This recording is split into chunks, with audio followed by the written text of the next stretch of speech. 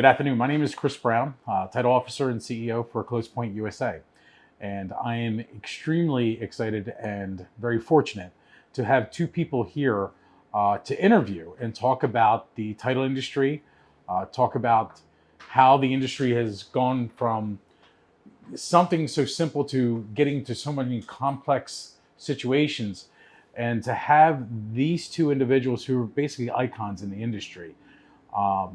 It's just amazing. But before I introduce them, I want to explain. When I was 26 years old, I decided to open up a title agency. That was in around 1998. And I sat in someone's office to get my first agency appointment. And that person is here with me today. This is Lydia Bell now. Yep. Lydia took me in her office, gave me an opportunity. And Lydia, why don't you describe what was that situation like? Because I want to hear from your perspective. When Chris walked into my office, there was a smile and there was an energy that came with this very intelligent young man.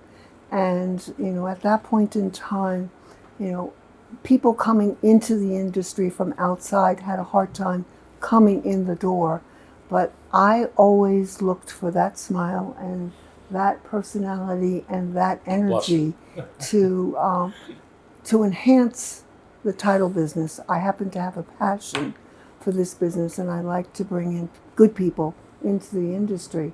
And you are absolutely a success, and I'm so proud of you and what you have built over the years. To hear that from you means a lot to me, because I respect you so much. And my wife loves you too, by the way. So she's looking forward to getting down here to see you today as well.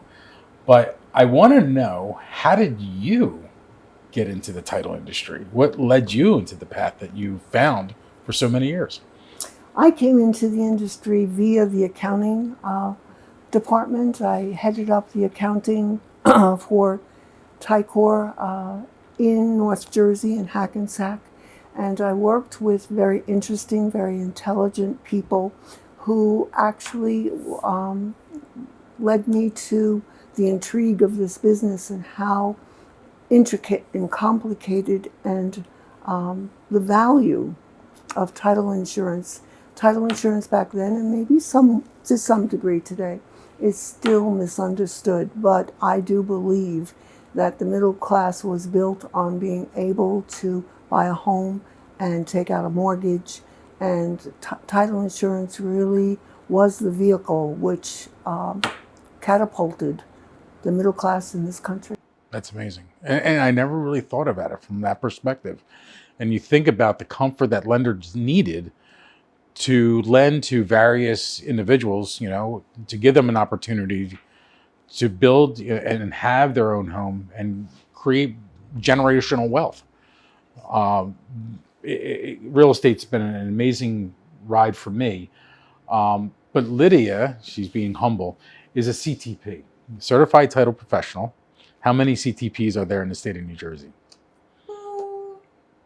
Not many. Maybe one a year. Yeah, it's very limited. 1 or 2 a year. Yeah, the requirement to become a CTP is incredibly stringent. You can rattle off seminars, you can lecture classes, you can even lecture in college. And let's talk about college real quick, because I do remember a conversation where you went back to college. Mm-hmm. Talk to me about that. The industry, there was a slump in the real estate business in the market, and corporations were kind of shooting themselves in the foot as far as I was concerned. Gotcha. And it was a matter of, I had to cancel viable businesses, which was against my grain, and I had canceled an agent in Ocean County, and it was unwarranted, and I decided I got to get out of this business. I cannot do this. Wow. And I just left. And a few months later, I decided, what can I do now? And I decided to apply to Columbia University. Of course. going for the big time schools. Right. You know, what did I have to lose? $50. And I took the exam, and I was in this room with a lot of other people taking an exam. And I thought, wow, this is hard. And my head came up, and I looked at all these people, and they had the same scowl on their faces I did. And I walked out and was walking up Broadway in New York City. And I thought, 50-50 chance I'm going to get in. Well, I got in, and I completed that extraordinary journey in my life. It was extraordinary. I went to the university with as a major in religion. I love the study of different religions. Wow. And I actually accumulated more credits in human evolution than my major, and it was an extraordinary experience. And then Larry asked me to come back into the industry to help him, and I can't say no. And it's amazing to me that somebody so successful as you, who didn't sit by and just let life go by. You wanted to get back into the game in some capacity.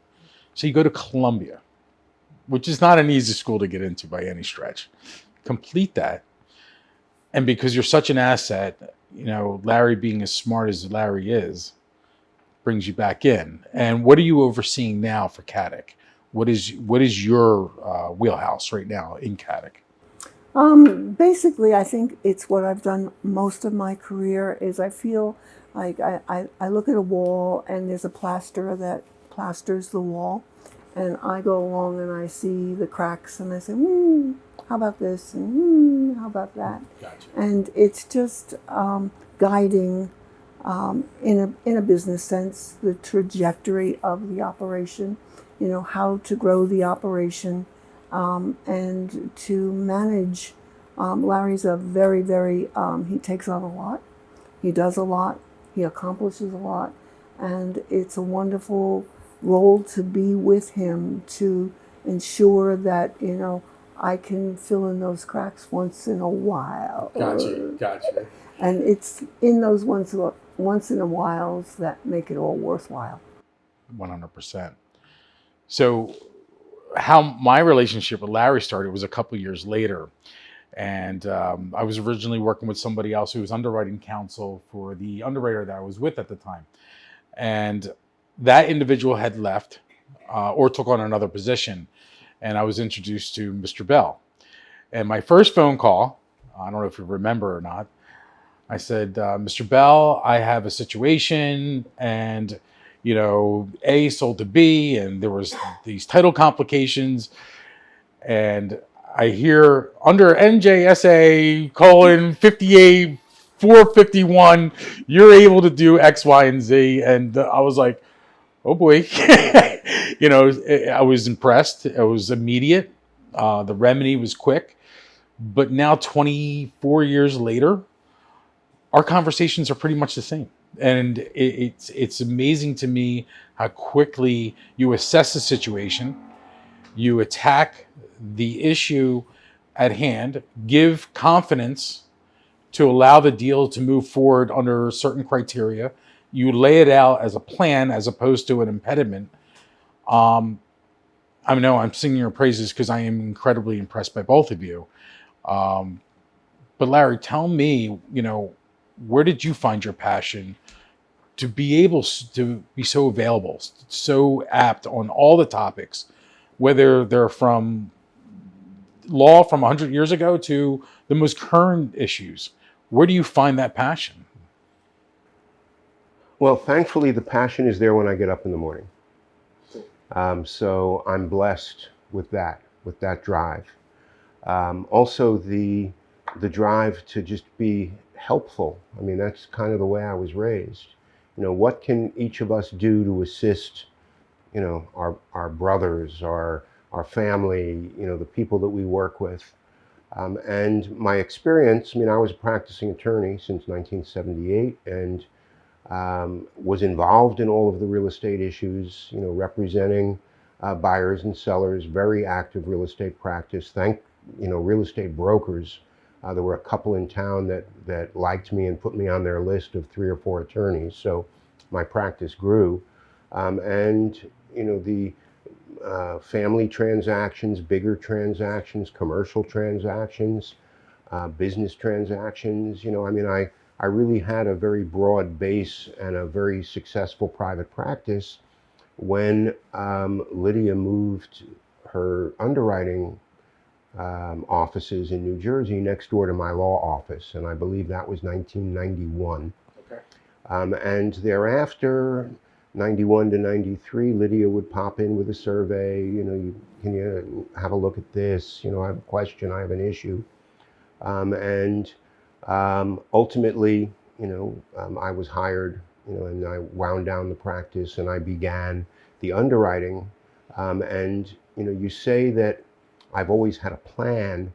And I don't know if my philosophy was the same 24 years ago, but for today, it's a visualization of getting to the yes. What is the best answer for this buyer and this seller? What is the best answer for a particular transaction? And how do we get to that answer? It's never, no, you can't do that. It's like, well, this is what we need to do in order to do that. There's always an answer. There's always a path. And I think that my success is the ability to identify that path and have it be a path that's logical, that's common sense, that's simple, that's easy, that doesn't waste time or dollars. And I think that's how we've found such good success. Was that the question?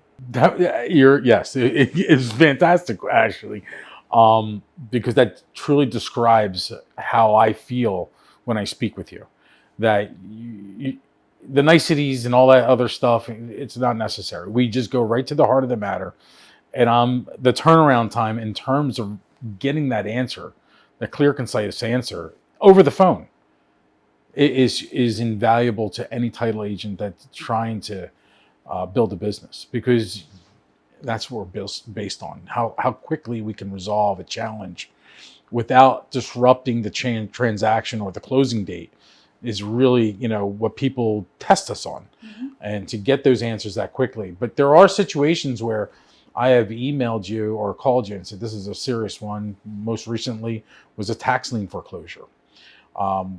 It was pretty impressive how you broke down the new laws that came in play, the new court cases in the New Jersey Supreme Court that dealt with the procedure of somebody intervening into a tax foreclosure situation and what are the ramifications of that.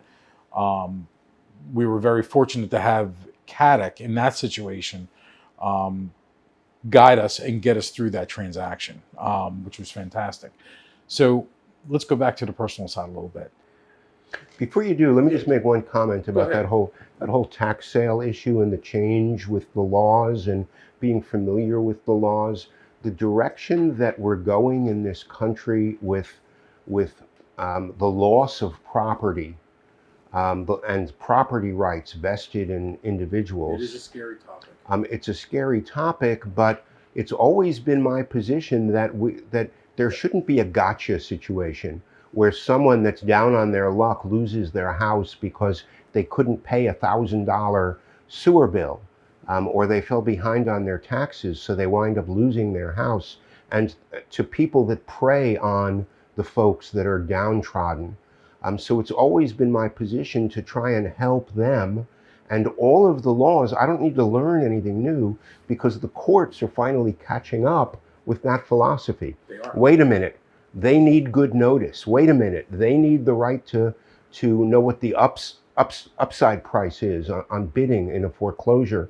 We want to do everything that we can to keep title in mom and dad.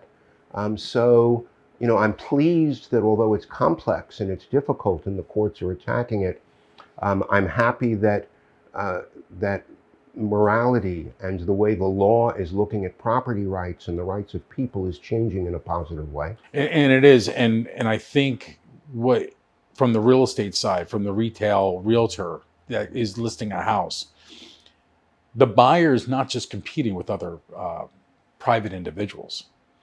They're competing with corporations. Mm-hmm.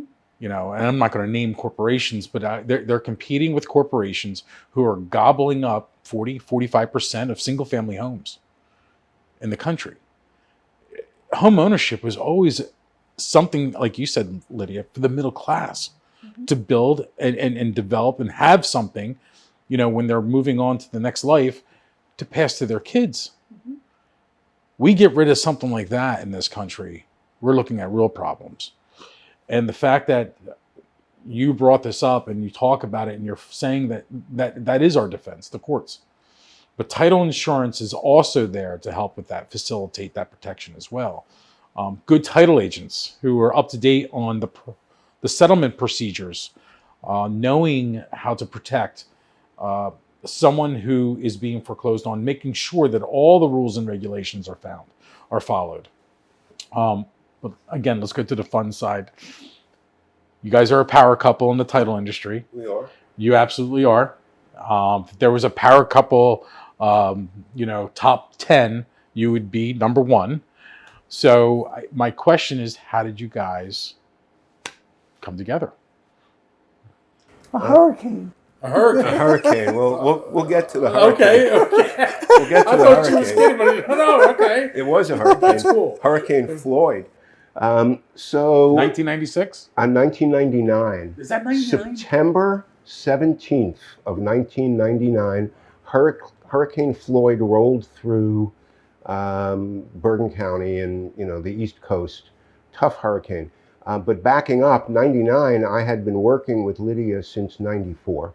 So I'm the attorney next door. I had 3 kids going into college. A W-2 is a really nice thing to help you fill out a FAFSA. And this looked like a good idea instead of chasing clients and doing the private practice. So I took on the position that Lydia graciously offered. It took a while for the corporate wheels to turn. And so we started working together in 94. I was the attorney, I was the counsel. And ultimately, 5 years later, being comfortable in that professional relationship, we started working on changing offices. We were going to be moving from 85 Main Street to 505 Main Street. And the packing up in the library and the files and purging and working very closely together. And we always had a good working relationship. And we knew that there was a hurricane that was coming. And our move date was like the 18th of September. And Lydia was joking, watch, the hurricane is going to hit as we're in the middle of our move. And it did come in the night we were packing, and we were supposed to move the next day. And that level of adversity upon us, just somewhere along the line, working together, solving the problems, the elevator being broken, finding the elevator repairman in Emerson, New Jersey, so that we can move our stuff in and out of the office. Oh, no, it was Emerson. I think something clicked during that time frame, and we kind of came out of denial. 99. It was a filing cabinet drawer. Okay. There were some challenges that we solved. A filing cabinet drawer was something happened.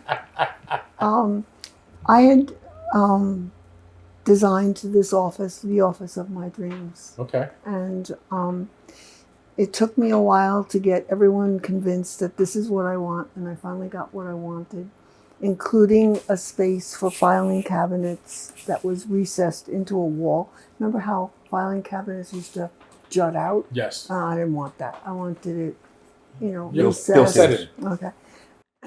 And there were a number of filing cabinets that went into this recessed area, and they were moved in, and the drawers had to go back in. And Larry was, mind you, we didn't have phones. It was a hurricane, a real hurricane that took us down. And Larry was putting the filing cabinet drawers back into the filing cabinets themselves.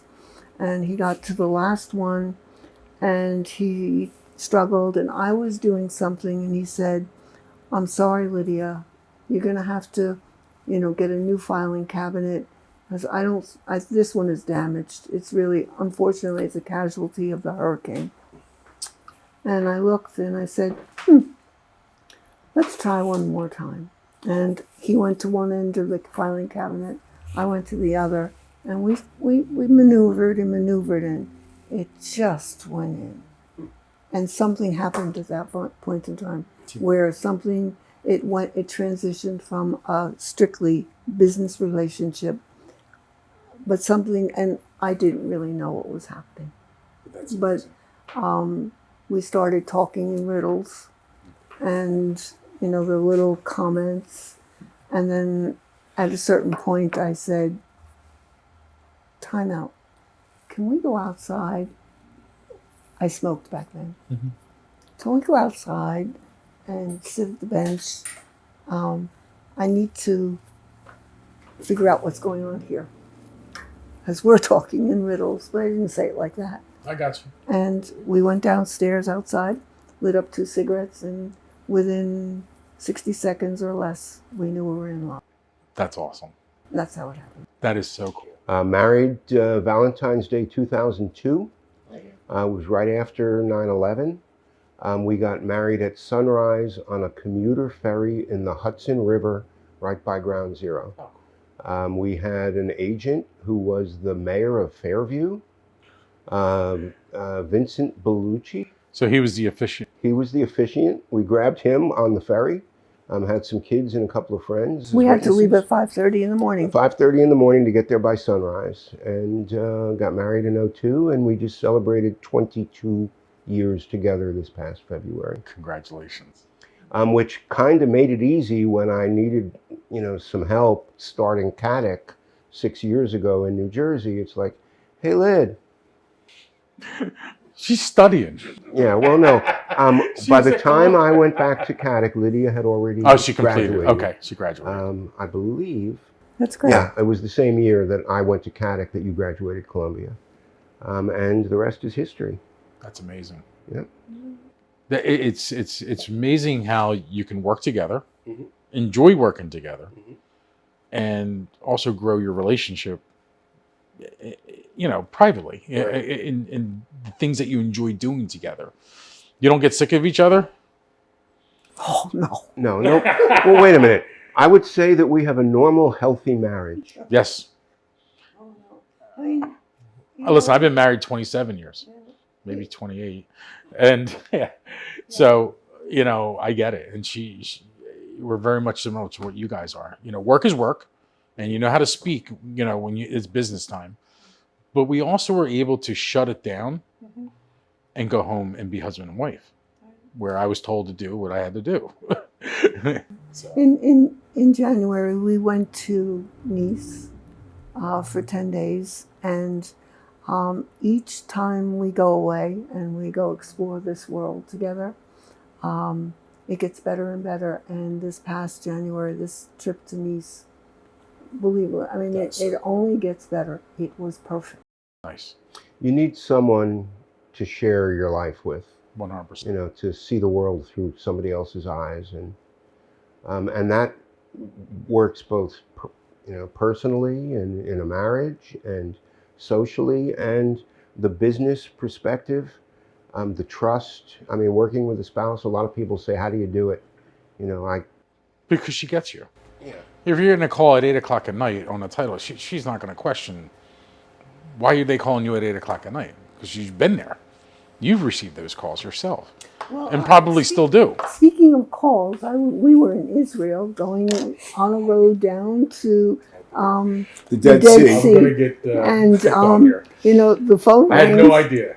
The phone rings. Cell phone rings. And it was a matter of, it was a perfect spot because we would have kept going to the Dead Sea.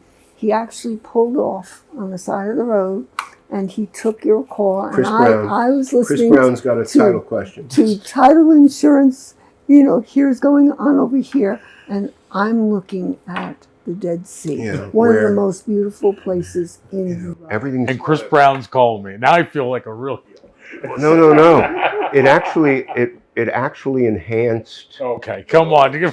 No. It's true. It kind of brought an interesting reality. We're standing and looking and visualizing a place where people were, know, 7,000 years ago, Yeah. 10,000, 10,000 years ago, 12,000. 12, well, a long time ago. I Long mean, time it's ago. it's the cradle of civilization. And, you know, just a little, wait a minute, back to reality. It's like, Yeah, pull back a little my bit. timing. Honestly, Larry, our relationship is such that if you said, Chris, not now, hung up with me, Yeah. I would have never been like, all right, whatever. If that's happening, there's a reason that's happening. So, Yeah, and you would have and said, don't take my call again if that's the situation, please. Don't you worry. I feel terrible. Don't you worry. Don't you worry. Don't you worry. So, to wrap this up, and there's going to be some title people that are going to watch this, and there's some that are just getting started. You know, I know a couple that are starting their own businesses. What advice, 3 pieces between the both of you, that you would give to new title agents looking to run their company and what, you know, to do it right? What advice? Any positive or negative? The do it right, and I'll go first and then I'll let Lydia fill in. The do it right part is most important. No ego, no judgment. Facilitate it comes from being an attorney where you take on the issues that are presented to individuals that you're trained to deal with. How can we help these people get through whatever it is that they're dealing with? And title insurance is very specific as far as solving those issues. When anybody that's getting into the industry, you want to be a facilitator. You want to be the go-to person that helps them get through a complex transaction, an expensive transaction, a stressful transaction. You know, they teach us as lawyers, understand the stress your clients are going through. And they say job change, death of a loved one, marriage, divorce, buying and selling real property. Those are the big ones. And you can be dealing as a title person with someone going through job change, moving, divorce, buying or selling. And these are folks that need a calming, level assistant to get them through it. And that's been my approach, and it's always worked. It's fantastic. And it has been ours. No wonder why you're my mentor. So, Lydia, what advice would you give to somebody coming into the industry, whether they're going to be a title agent just to be a producer and work for somebody else, or somebody starting their own agency?